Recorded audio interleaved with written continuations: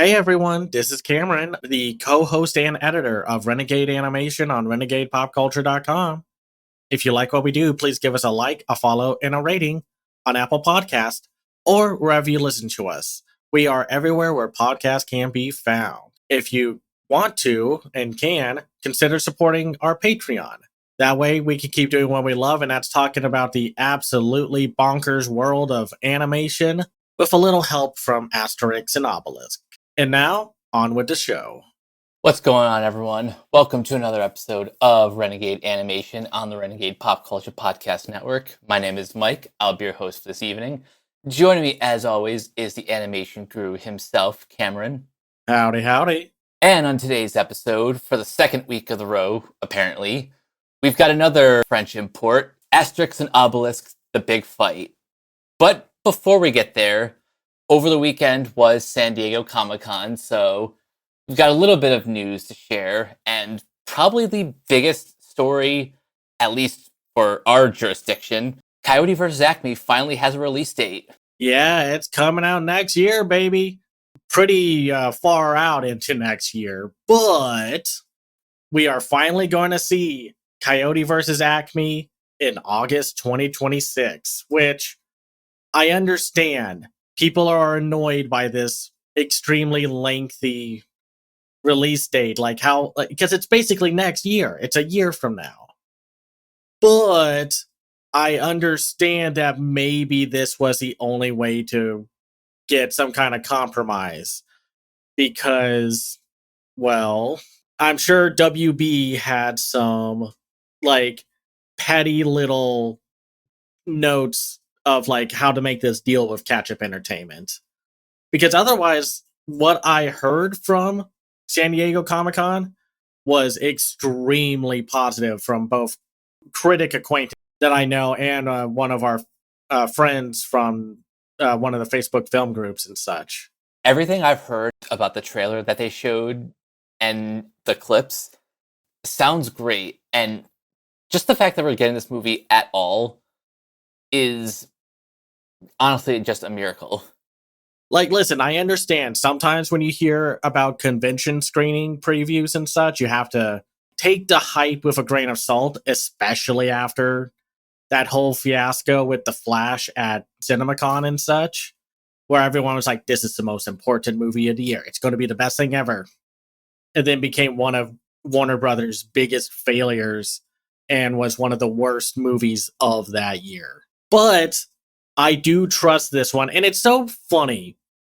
Zaslav, in all of his stupid, inept wisdom, wanted to cut this movie and sell it off for parts, basically. Get whatever little money you could get from it because he doesn't care about animation or movies. If he actually cared about movies, he wouldn't have done that Alto Nights movie with Robert De Niro. I'm just saying. Look up the reason why that movie ever got made. And yet, the positive reviews from this, it's really, dude? You wanted to cut this? And people were just wondering, why the heck did Zaslav want to cut this? And I think it's just official. David Zaslav, no matter how much money he actually makes for, with his nonsense from Discovery, is kind of an idiot. I'm not going to hold back punches now. It's so dumb. It's positively received through test screenings. People love the idea. And yet he's like, no, got to get more of that 90 Day Fiancé cinematic universe going. So it's just But the good news is that the impressions are positive and that it looks great. From the few screenshots that we have, they look wonderful. And of course, Eric Balzo was there. And it just, I'm so happy for this. Alongside the day the Earth blew up, we finally get to see these projects that somehow escaped the greedy, grubby, acidic hands of studio interference. So even if this does end up without not being as good as it could be, or it doesn't do well, or whatever, it's nice to see that this actually made it out. Like, just at all. And the comment from Bowser saying, the movie was made without the use of AI and basketball players. Freaking nice. Love you, man. There were a few other announcements. Like, we finally got a sneak peek at Critical Role The Mighty Nine, which I recall they said it's not going to be a straight up adaptation of the Mighty Nine campaign that they did, which is by far and away, if you had to ask any Critical Role fan, the most popular and beloved campaign of the three that they've done so far. And that's saying something because Vox Machina is so beloved and such. But Mighty Nine has it was just like a concoction of great characters, great storytelling. Then, of course, it was probably the reason why Critical Role got so big during pandemic. It was like the campaign that got people going, even though for me, it was the Vox Machina campaign. So, of course. And it looked a lot of fun. I hope Sam Riegel is okay because I can't imagine how much of a pain it is to do that character voice for what is going to be pretty much a majority of however long this show goes.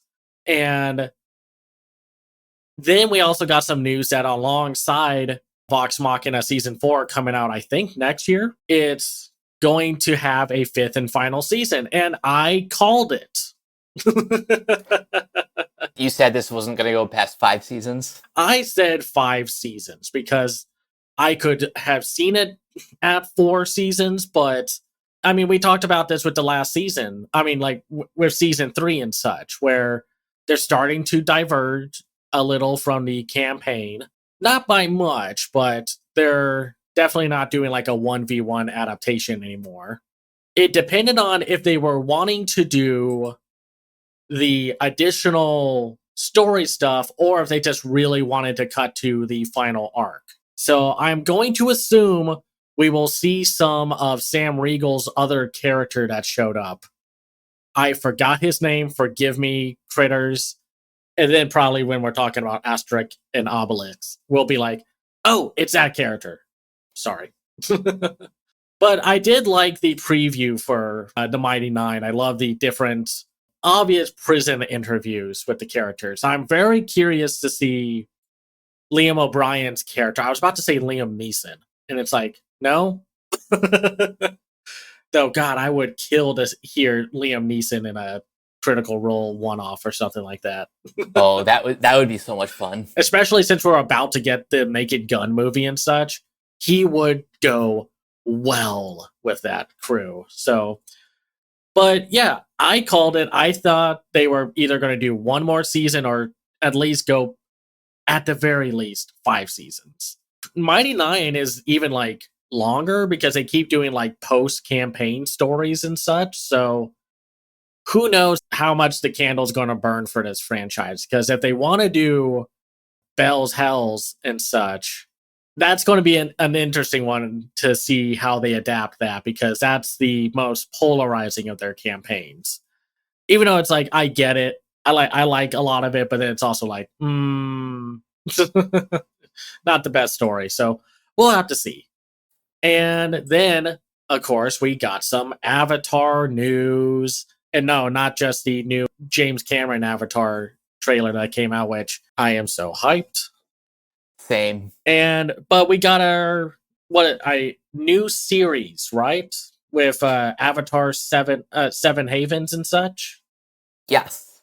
Love the new character designs where we are, which was announced by Avatar Studios earlier this year. The series currently in production will split into 2 books, each comprising 13 half-hour episodes. It's set in a world shattered by a devastating cataclysm. A young earthbender discovers she's the new Avatar, after Korra. But in this dangerous era, that title marks her as humanity's destroyer, not its savior. Hunted by both human and spirit enemies, she and her long-lost twin must uncover their mysterious origins and save the 7 Havens before civilization's last strongholds collapse. Which, I was like, when I was reading that, I was like, Did they just combine Avatar: The Last Airbender with Mad Max? I actually kind of hope that's the aesthetic they're going for. That would be really fascinating. It reminds me of that one Power Rangers season before I jumped to Nickelodeon and such. It was like the last Disney one where they basically said, you know what we're going to do? We're going to do Power Rangers and Mad Max. Don't care if the footage doesn't match up or if it's the incorrect tone Super Sentai series. We're going to do Mad Max with Power Rangers. Or the creative head, I think, got the footage and it was like, what the hell did I just do? I just promised them this, and oh my god, the cars have eyes. So there's a lengthier reaction to that if you can look it up. It's so funny. But we also got some big Avatar news from about like the new movie, which I'm a little mixed on this because the new movie is going to be, following the adult characters of the original series. And I understand why they have to recast some of the people, but with Stephen Yoon playing an adult Zuko, what's the reason outside of some really dismissive, shitty takes of having to replace Dante Bosco? I can't confirm this directly, but I've heard one of the reasons for a lot of these recasts is supposedly they want to cast the characters closer to their ethnicity. But even that doesn't really make sense because so Dante Bosco is Filipino. Yeah. Stephen Young is Korean, but the character is supposed to be Japanese. Yeah, so it's like listen, I get that. I understand if that is part of the driving force, but it's not like you can't have Dante Bosco just do a slightly gruffer voice for it. It's not like was this so far the only big celebrity announcement? Dave Bautista is going to be the villain. Okay, that's pretty neat. I like that. I don't know. It's like when that Scoob came out and the voice of Shaggy and Daphne were like, what? Why did you recast us? Even though in any other context, I love Will Forte and Amanda Seyfried.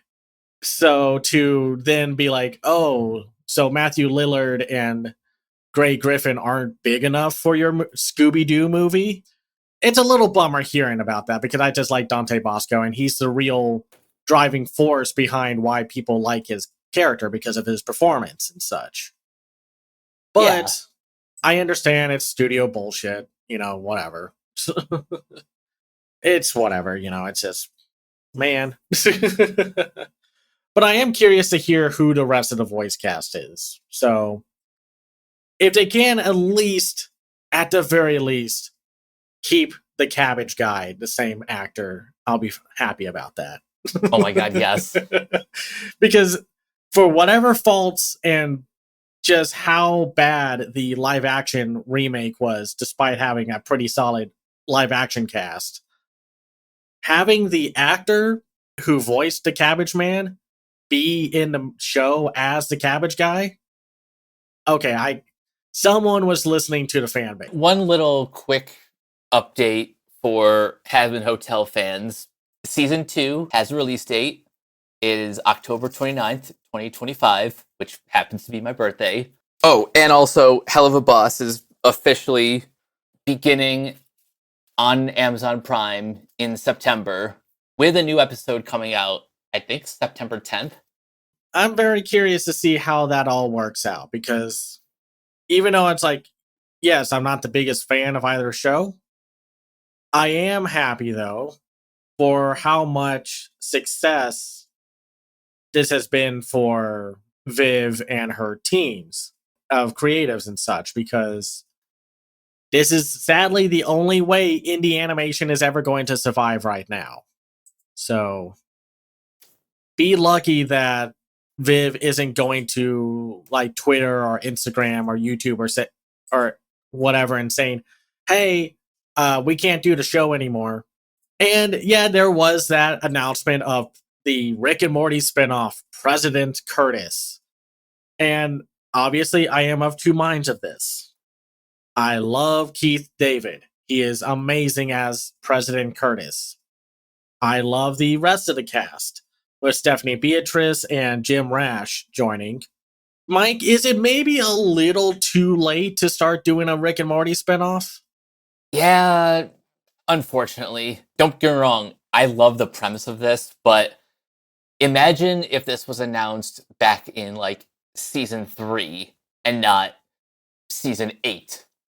Even though a lot of people still love and talk about Rick and Morty, it's still like not at its peak anymore. And I really do blame that huge deal that they made way back a few years ago, where it was like, you're going to do 10 more seasons of this. And it's just like, oh God, what did we do?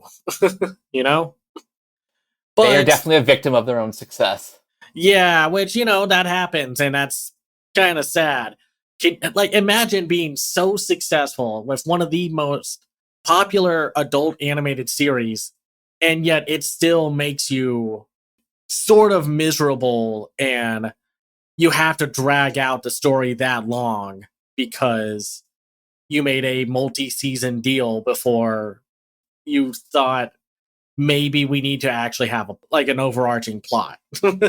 So I don't know. I'm hoping for the best for it, even though I did love the snarky reactions to President Curtis being like, welcome back, inside job. Yep. Which, okay, it might not be directly inside job, but you look at that promotional image and it's like, come on, man. Oh, I miss Inside Job, though. That show is so freaking good, and it just finally caught its stride, and then they canceled it. Netflix gonna Netflix. Yeah. But hey, we got that Electric State movie that nobody gives a shit about. I was a little shocked that the animation news wasn't as big this year. I mean, yeah, there's the Bob's Burgers and Simpsons and Family Guy stuff, and it's just like, okay, I don't really care until we have to talk about King of the Hill, because I want to talk about that reboot, because early reviews have been very positive, so I'm excited about that. And we will talk about, at one point this year, Ianu, the Age of Wonders, because I've also heard very amazing things, so. Oh yeah, for sure. And for a Cartoon Network show to be successful this time around, it's like, yes, please. Just keep supporting it. That's what you need. You can't just survive on brand recognition stuff forever, and it's going to bite you in the butt.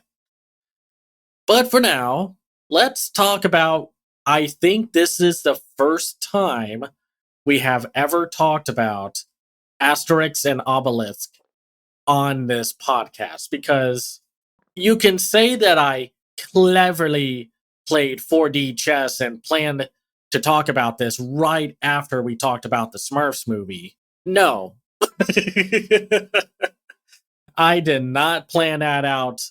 It's purely coincidence. I wish I was that smart of planning that nonsense out, but with life, it's like, okay, what is coming out when? But I did want to talk about this franchise because with the recent showing of that Tom and Jerry film from China that's coming out, I think, relatively soon, at least over there. I don't know if we're ever going to get that, which I would be surprised if WB doesn't take some kind of opportunity to bring that over. Yeah, probably fat chance that we ever get it in the States. I mean, well, we probably will, but I mean, it depends on how well it does over there, because right now, a lot of the Asian countries are having a field day with Tom and Jerry. It's super popular there, and they got a bunch of diverse creations, shorts and stuff.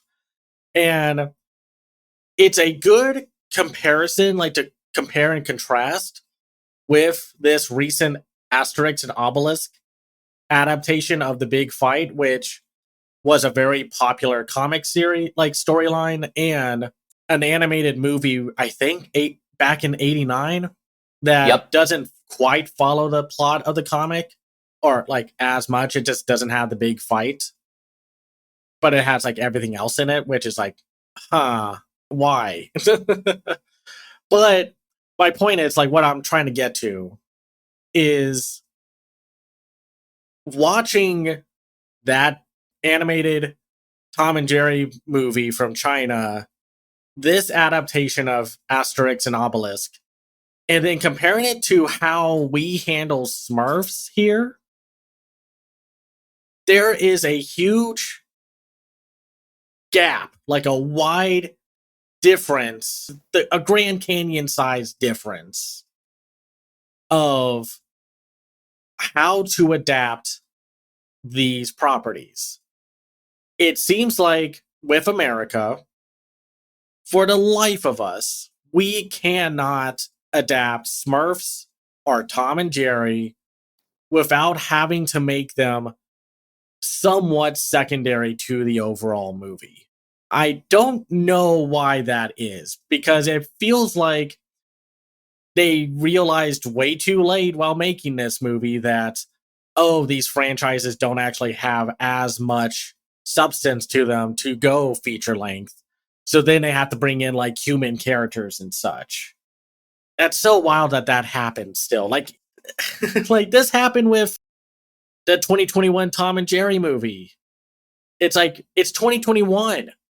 We should know by now that nobody likes these types of stories anymore, where the nostalgic character is put into the human live action world and then play like extremely secondary to some made up character that somehow connects to the journey that our nostalgic characters are going on. Want to know something even worse? The 2021 Tom and Jerry movie came out like 6 years after Shaun the Sheep, which is a movie with like very little dialogue. All of like the action and the humor comes from the characters, which you'd think would be perfect for a Tom and Jerry movie, but no, they gotta do the classic early 2000s, focus more on the human characters story.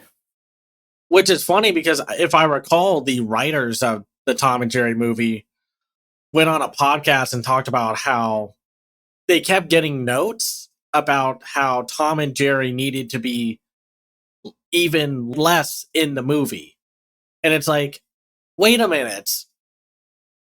This is a Tom and Jerry movie. What do you mean they have to be in the movie less?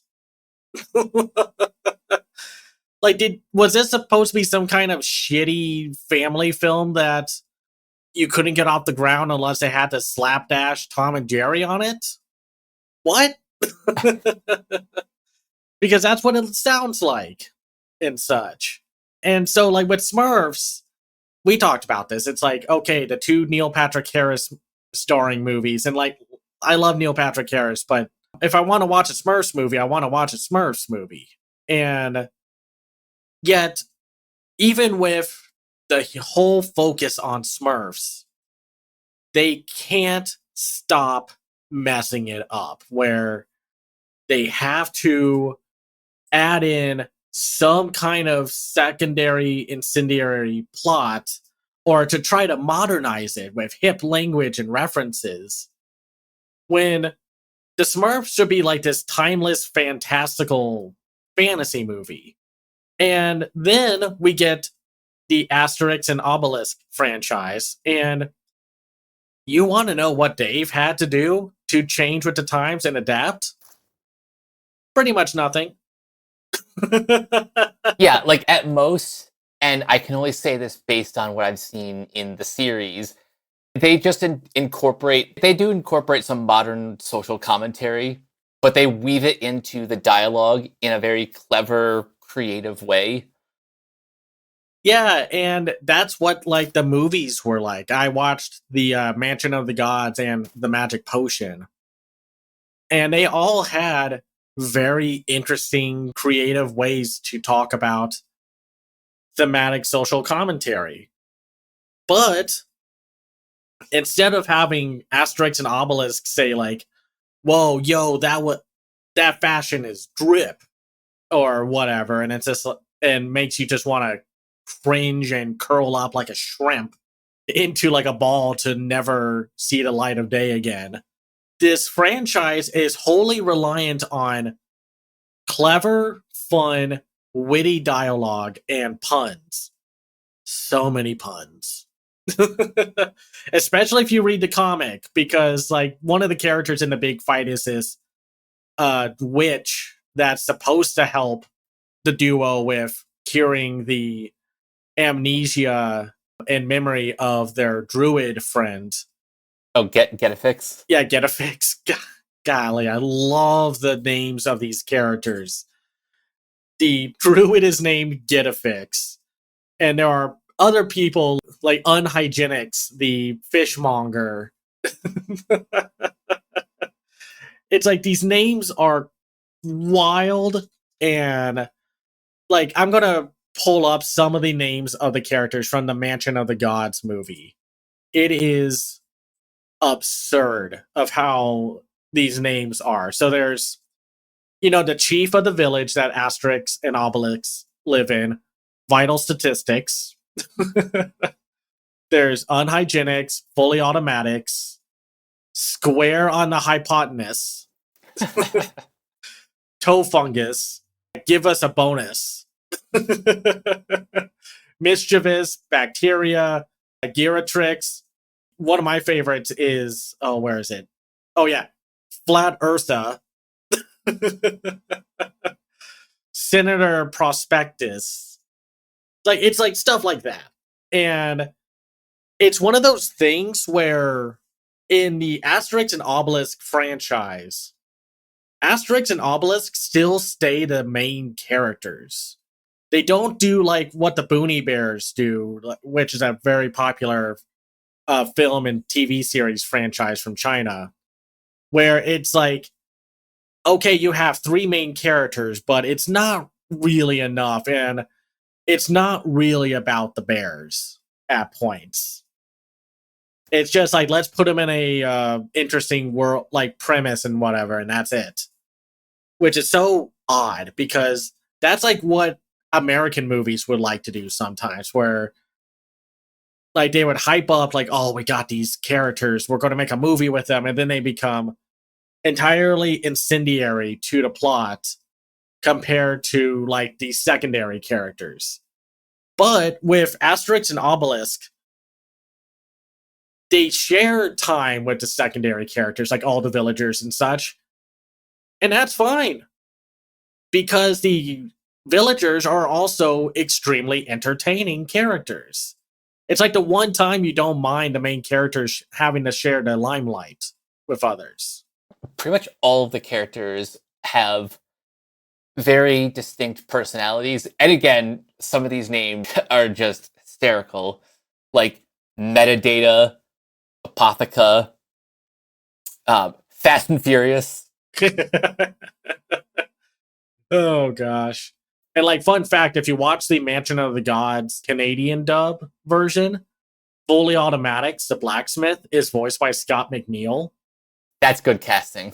And just like an example of the kind of wordplay that these franchise works with, in the Mansion of the Gods, there's this scene where Getafix and Asterix are trying to tell the townsfolk that they have to get rid of the Romans who have built these giant, like basically condo buildings next to their village.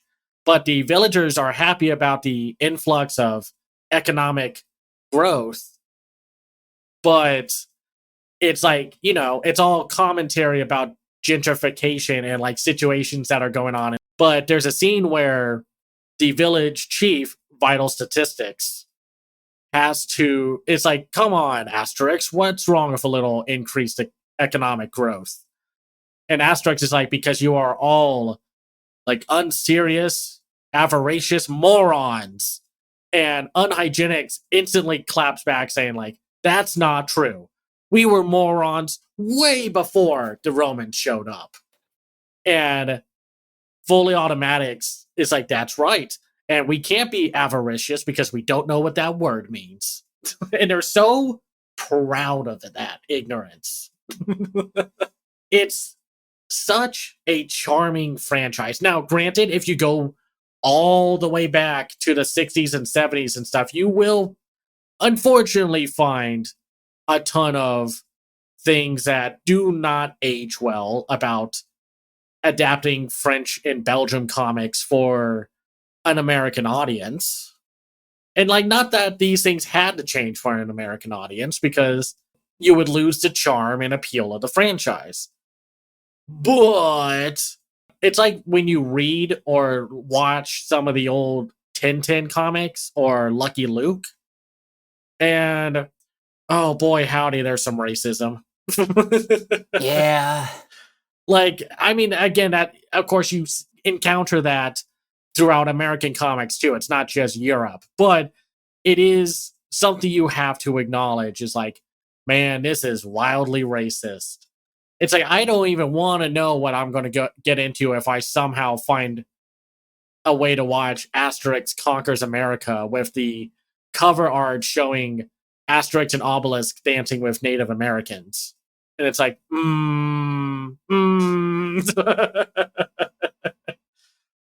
like another topic for another time. What is the big fight? So, what this is an adaptation of one of the story arcs for like the franchise, where in a plan to try to conquer all of Rome, because that's the Romans want to rule the world.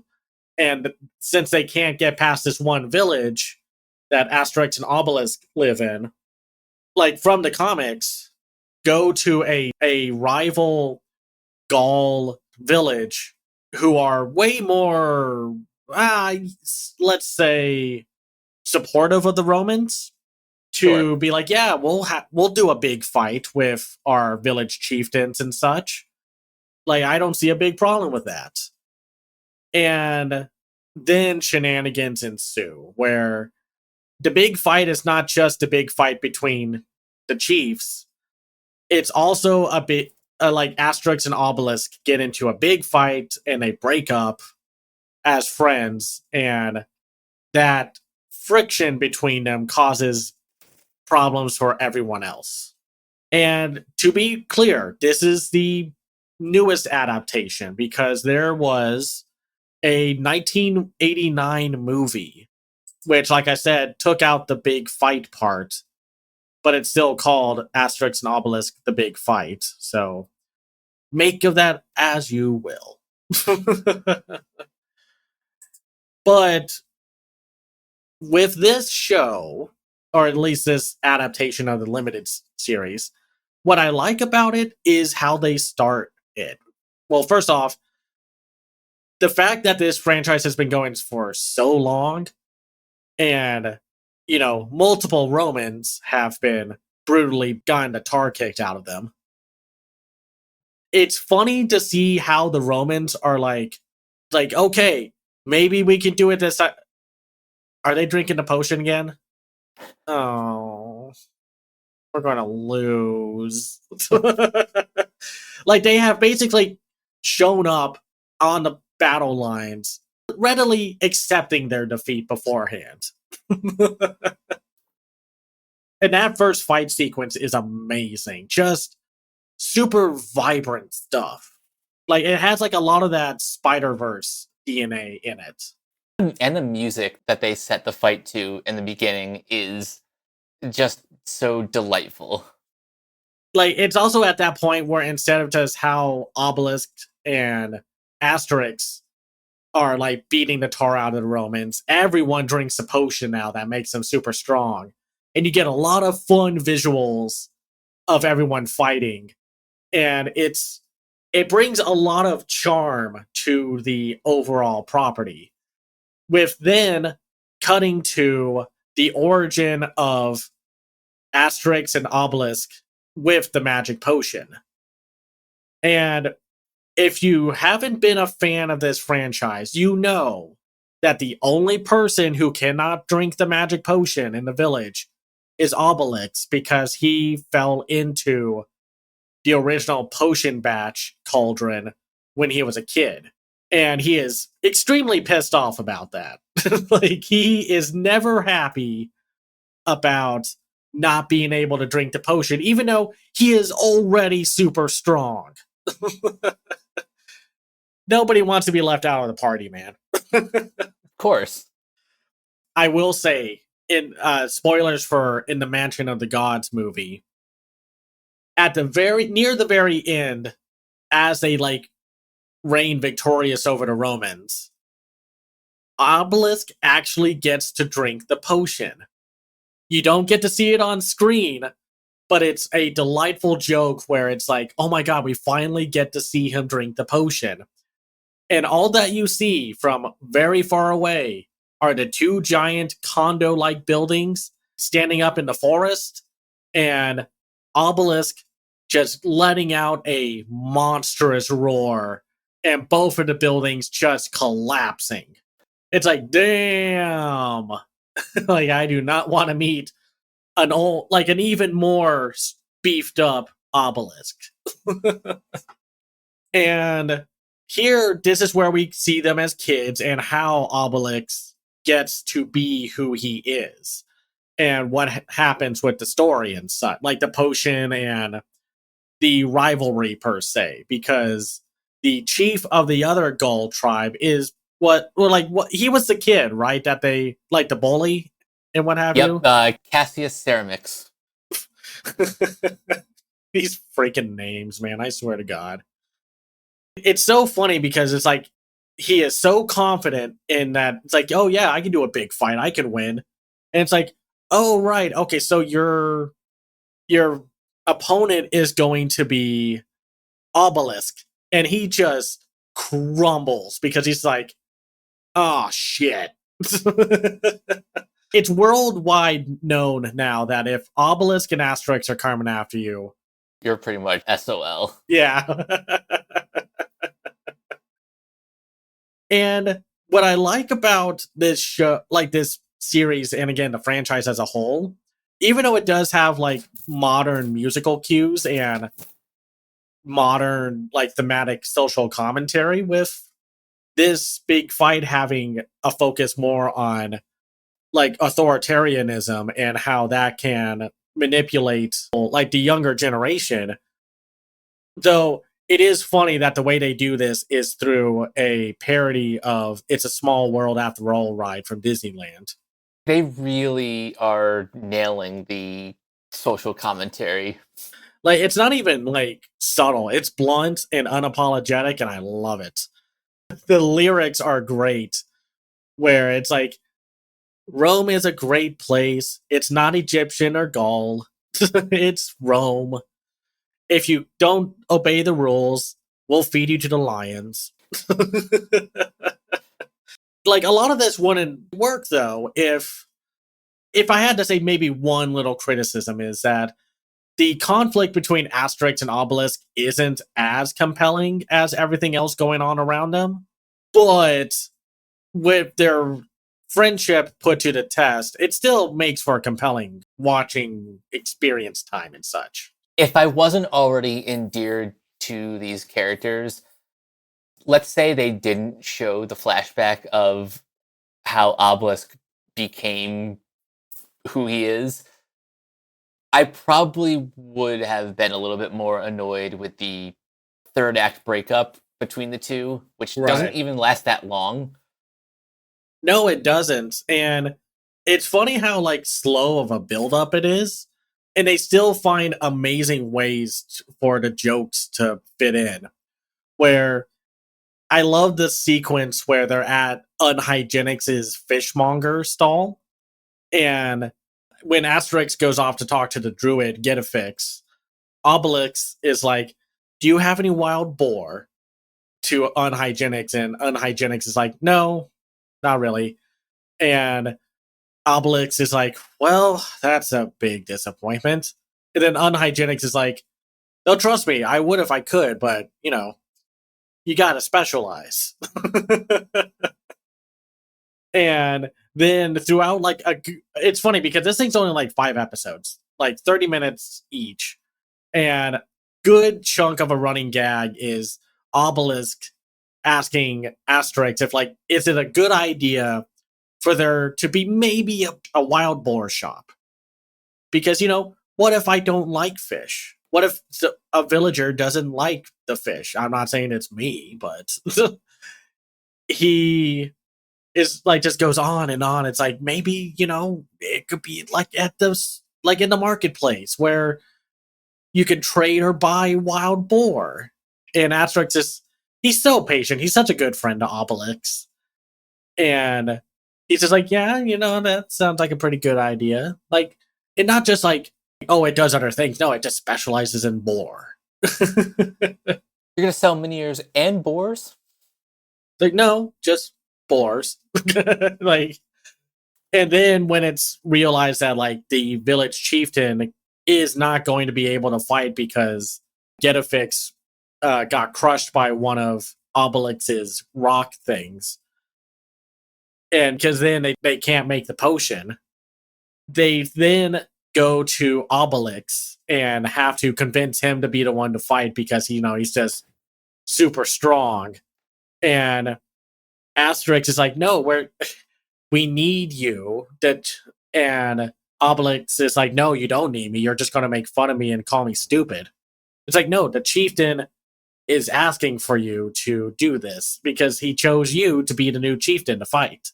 Oh, well, as chieftain, Asterix, you are now the chief. What?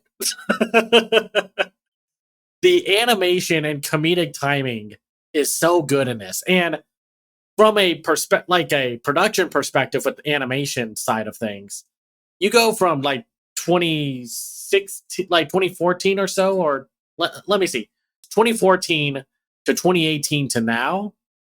The comedic timing of the comedy has gotten so good. It is so snappy.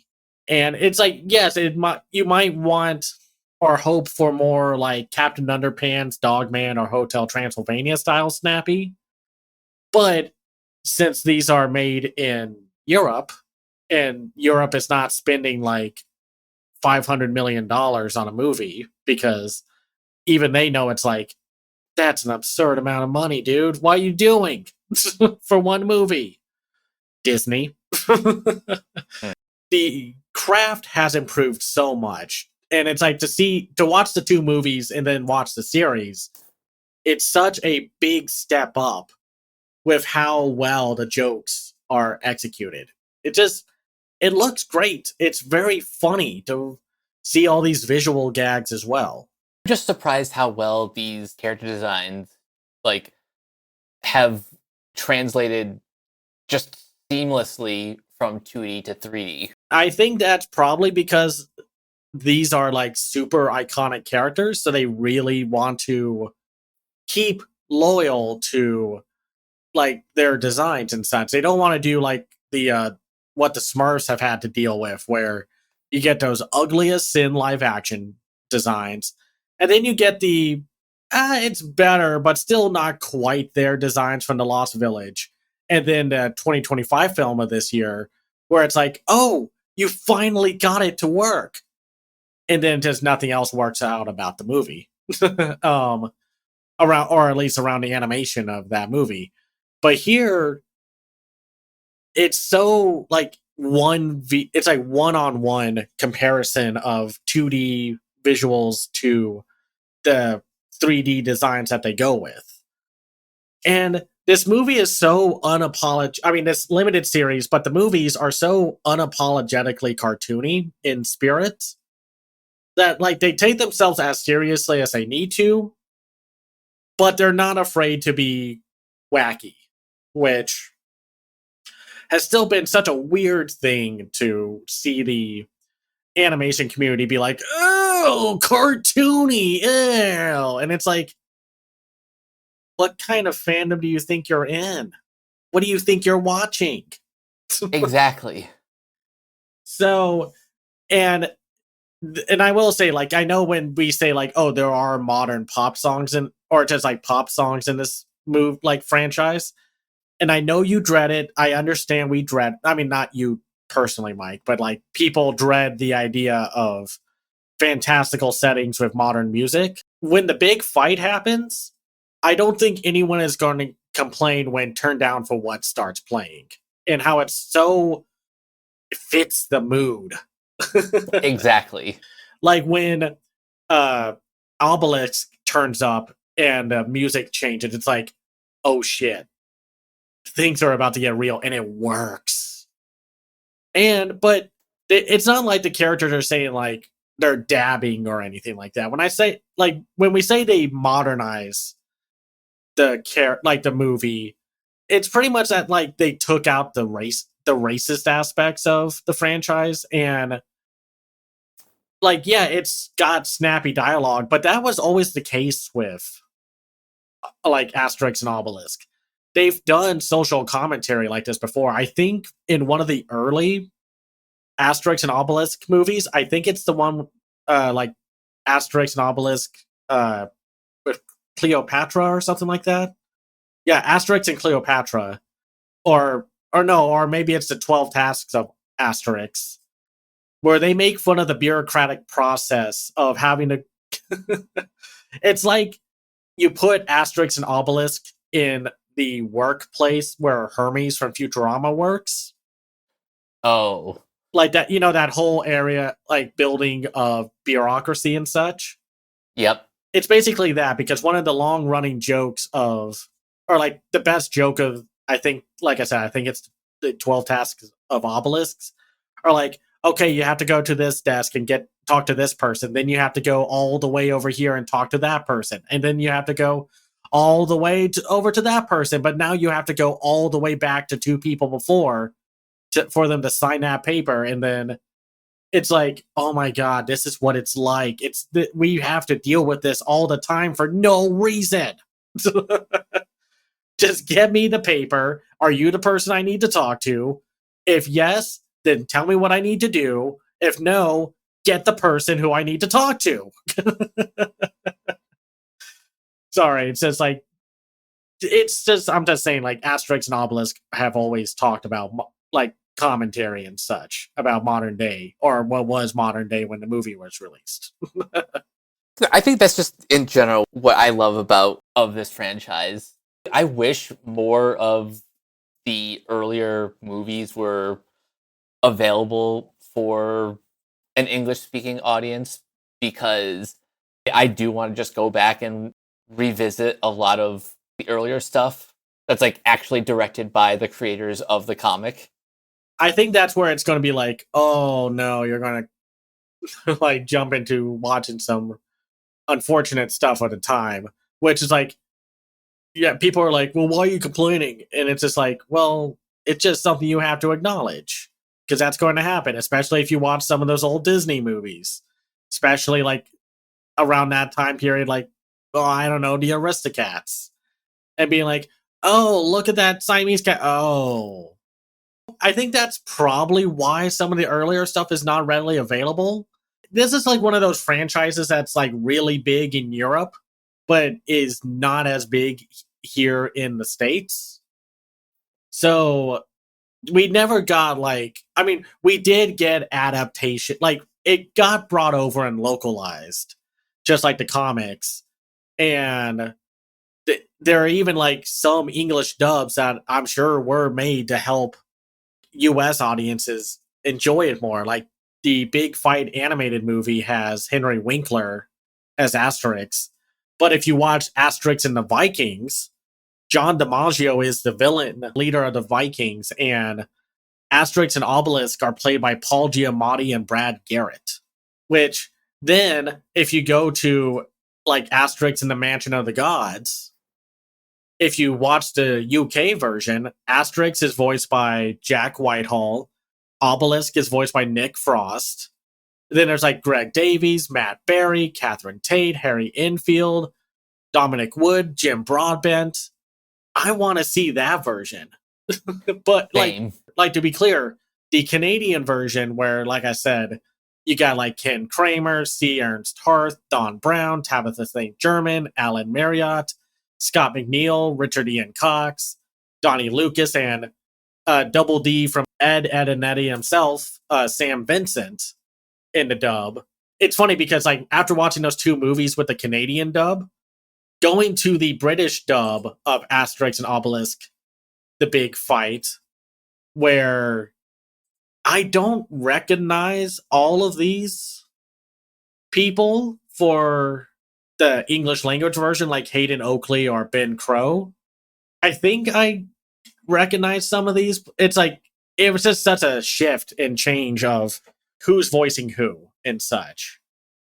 Oh, I mean, yeah. and that happens sometimes with long running franchises. You get different voice actors or actors portraying the same character. Just depends on what happens. And I have to say, some of these jokes in this limited series are so good. I love when Cassius Ceramics wants a photo, quote unquote, with Julius Caesar, and it's a mosaic photo. The guy starts, like, instead of doing like a very quick, super rapid, like, mosaic making, One little piece at a time. and they're just standing there and they're just like, if we need to go, we can like do this later. And it's like, no, nonsense. This is our photo. We have time. It's also one of the few times that I've seen where Julius Caesar isn't entirely the malicious villain that he usually is. I love, of course, the Seymour Skinner and his mom dynamic that he has with his mom in this movie, where he's like, yes, I want to show the world that I have conquered all of Rome. And the mom's just like, except for that one village, I wouldn't say you've conquered all of Rome.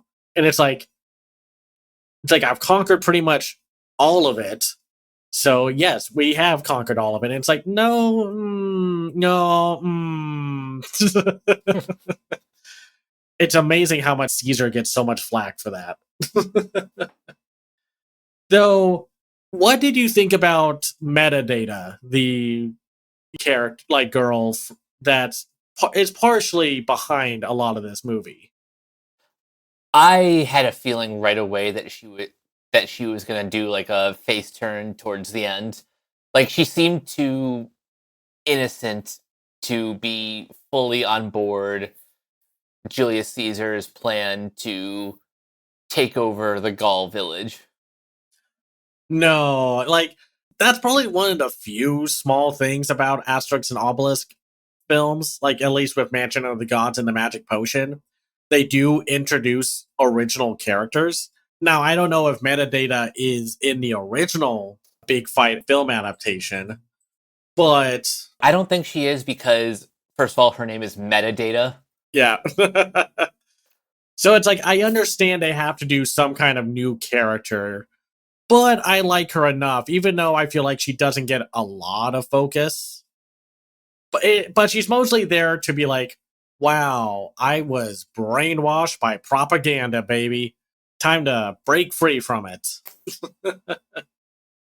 Which, man, it is just like, for 5 episodes, it's pretty well paced. Like, you don't feel like they left any stones unturned or parts feel rushed. Which I'm sure, who knows, maybe we'll hear something like, we were meant to have 7 episodes, or whatever. But considering how good this animation looks and like how long it took to come out, I think 5 episodes works for it. Like even if that's, or maybe that's the original thing. So Whatever the budget is, I'm not sure exactly what it is, but the animation looks like feature quality. So for 5 episodes, I'm good with that. At the end of the 5th episode, if you don't skip the credits, you get a little short that's about these 2 boars who are overhearing all of the events of the series. Cute little Roadrunner inspired short from their perspective. oh, that's funny. I love that. And I I remember it, I think it's in the first episode where after Obelisk falls into the magic potion like cauldron and he starts eating a whole lot. Like, well, it's not like a jet, like it's making fun of, but it's just like a reference to like those medical ads where it's just like, this is a serious condition. Please call your doctor. And it's just like they go because they say like Obelisk has like an eating disorder and such, and they're just like, please go to wildboar.com like for more information. Huh. I guess I didn't need to rush through that whole thing, did I? Because man, now it's like, what am I supposed to say? And then it cuts back to the rest of the episode. It's so witty. And yeah, I know there's that Avengers in-game reference at like near the end in the final episode where the chieftain is just like gets the whole village together, and it's like Gauls assemble.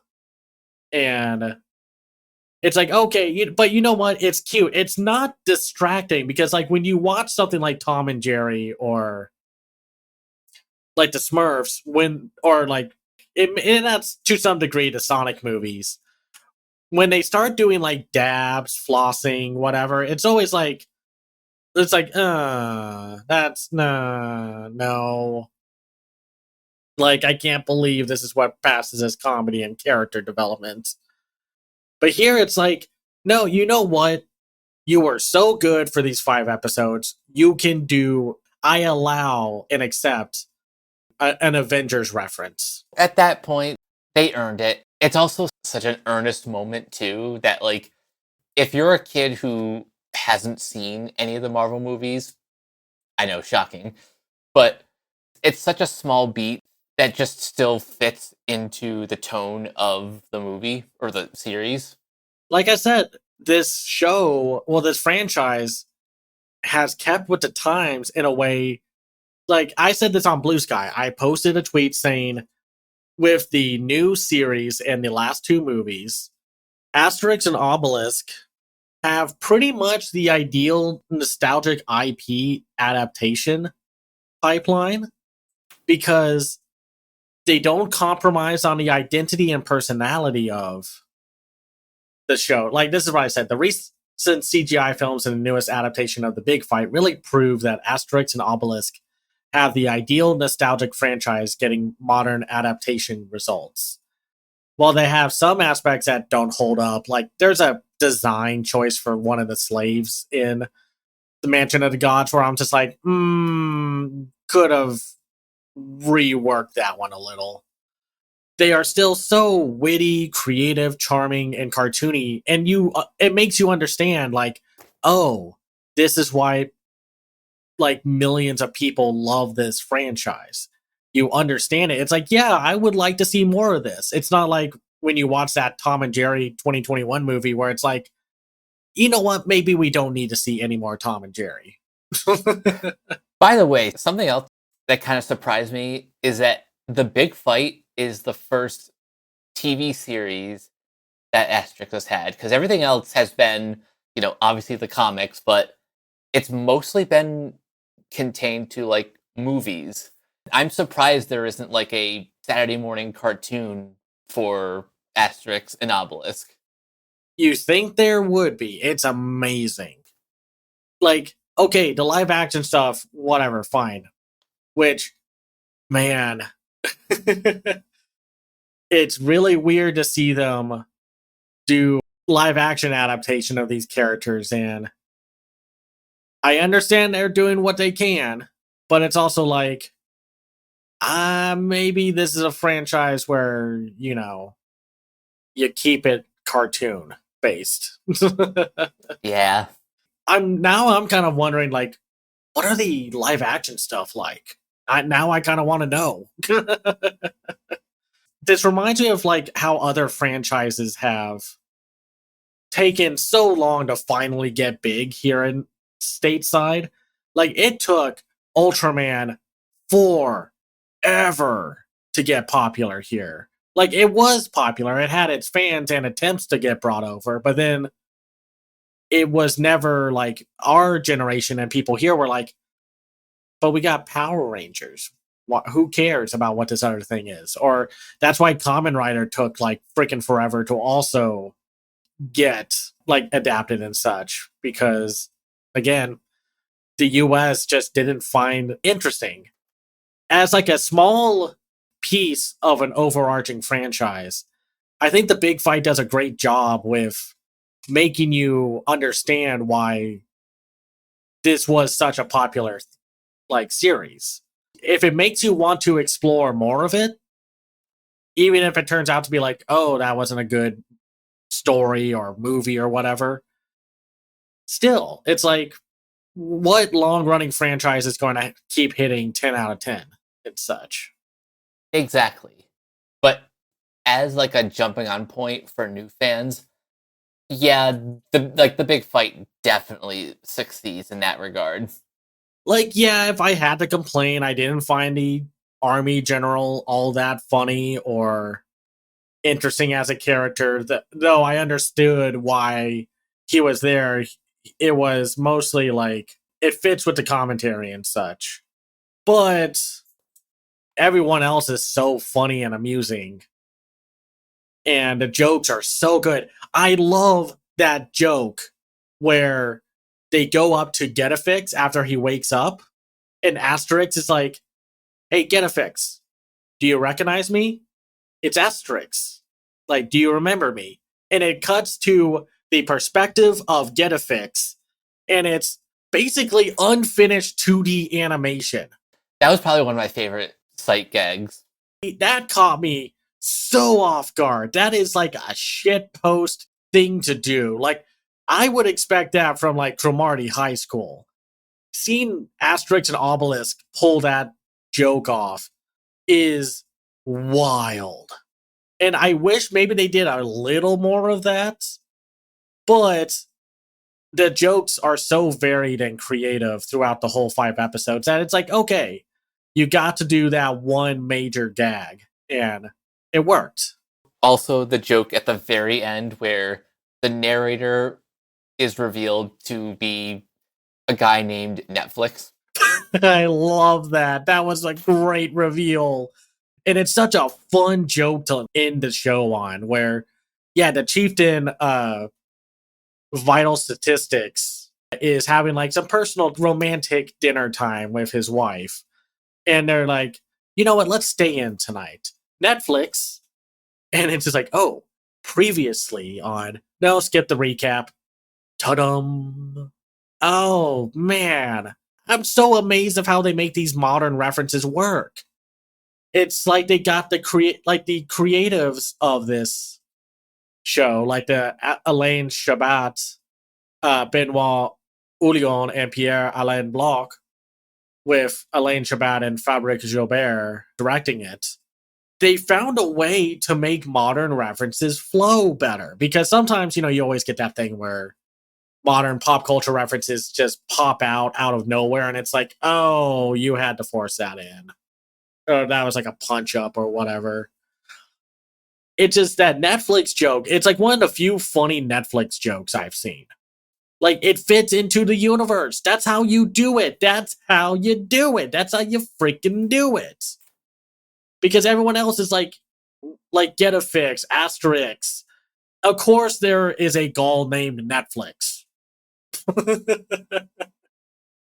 Man, it's like, after being so grouchy from the last episode, watching the 2 movies and then watching this show has put me in a way better mood about things, because I know we're having to start our anime binging soon, and of course we got some stuff to watch for the next episode. But if you have not tried out this franchise, please give Asterix and Obelix: The Big Fight a watch. And like I said, if you want to see some of the movies, the recent CGI films, Mansion of the Gods and The Magic Potion, were brought over by Viva Kids with the help of Shout Factory. You can watch those on like Amazon Prime or Tubi and such. They've made them readily available to stream or rent, and buy digitally, of course, but still. Like, it's so nice to now have a lot more access to the media of this particular product or piece of art and such. Because, like, it's like everything with America. We are slow to adapt and approach foreign animation. So, but yeah, I had a good time watching this show. Same. So next time we're going to be talking about The Bad Guys 2, and in a surprise reveal, I think it was at Comic-Con, that the what is it called? The Eyes of Wakanda. Eyes of Wakanda miniseries will be the focus of our next episode. But until next time, Cameron, where can everyone find you online? You can find me on Blue Sky at camsiview.biz. I have my own website called camsiview.biz where I review animated films and shows from around the world called The Other Side of Animation. I also am a contributor to Media Magpies, your next one-stop shop for written pop culture media conversations and discourse. I also have a Patreon at patreon.com/camsiview. That's where you can find me. And you guys can find me at various social media sites at Captain K42. You can check out my quick thoughts on letterboxd.com/Coach K42. And you can follow Renegade Pop Culture on Facebook and Blue Sky at Renegade Pop Culture. You can also find us on YouTube, on Podchaser. Consider supporting our Patreon at patreon.com/Renegade Pop Culture. Listen to all of our podcasts on Spotify, Apple Podcasts, or wherever you listen. And last but not least, everything can be found at renegadepopculture.com. Need an escape? So do we. That'll do it for this episode of Renegade Animation. We will catch you guys later. Peace out.